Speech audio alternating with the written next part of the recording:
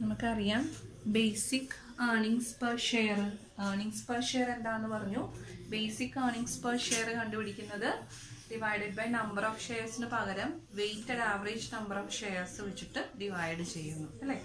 Weighted average number of shares എന്ന് പറഞ്ഞിട്ടുണ്ടെങ്കിൽ എന്താണ്, ഇടയ്ക്ക് നമുക്ക് ഓപ്പണിങ്ങിലുള്ള നമ്പർ ഓഫ് ഷെയർസും ക്ലോസിങ്ങിലുള്ള നമ്പർ ഓഫ് ഷെയർസും തമ്മിൽ അതിൻ്റെ ഇടയ്ക്ക് ഒരുപാട് കാര്യങ്ങൾ ഇഷ്യൂസ് നടന്നിട്ടുണ്ടാവും, ഒരുപാട് തിരിച്ച് ബൈബാക്ക് നടന്നിട്ടുണ്ടാവും. അപ്പം അത്തരത്തിലുള്ള എല്ലാ ട്രാൻസാക്ഷൻസും നമുക്ക് അതെല്ലാം കൺസിഡർ ചെയ്തുകൊണ്ട് വേണം എന്ത് ചെയ്യാനായിട്ട്, നമ്പർ ഓഫ് ഷെയർസിൻ്റെ വാല്യൂ നമ്പർ ഓഫ് ഷെയർസ് കണ്ടുപിടിക്കാനായിട്ട്. സോ നമ്പർ ഓഫ് ഷെയർസ് എന്ന് പറയുന്നത് അതിനെ വെയ്റ്റഡ് ആവറേജ് ചെയ്യുന്നു, അതായത് ടൈം ഫാക്ടർ അനുസരിച്ച്. ആദ്യം നമുക്ക് എത്ര നമ്പർ ഓഫ് ഷെയർസ് ഉണ്ടായിരുന്നു ആൻഡ് പിന്നീട് ഒരു 2 മാസം കഴിഞ്ഞിട്ട് എത്ര ഷെയർസ് ഇഷ്യൂ ചെയ്തിട്ടുണ്ട്. അപ്പോൾ ആ 2 മാസം കഴിഞ്ഞ് ഇഷ്യൂ ചെയ്ത ഷെയർ എത്ര നാൾ നമ്മുടെ ബിസിനസ്സിലുണ്ടായിരുന്നു ഫിനാൻഷ്യൽ ഇയർ എൻഡ് വരെ.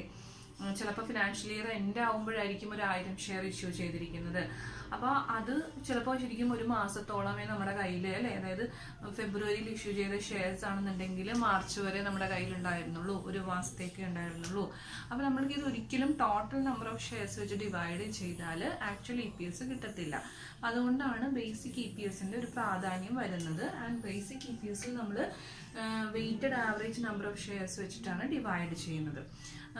Amount available to equity share holders നമുക്ക് എന്താണ്, എങ്ങനെയാണ് കണ്ടുപിടിക്കുന്നതെന്ന് അറിയാം. Profit minus preference dividend minus tax. Okay, weighted average number of shares കണ്ടുപിടിക്കാനായിട്ട് നമുക്കൊരു പ്രോബ്ലം തന്നിട്ടുണ്ട്. ക്വസ്റ്റ്യൻ ഇല്ലസ്ട്രേഷൻ 2 ആണ്. ഇല്ലസ്ട്രേഷൻ 2ൽ തന്നിരിക്കുന്ന സെയിം കാര്യങ്ങൾ തന്നെയാണ് ഞാനിവിടെ എഴുതിയിരിക്കുന്നത്.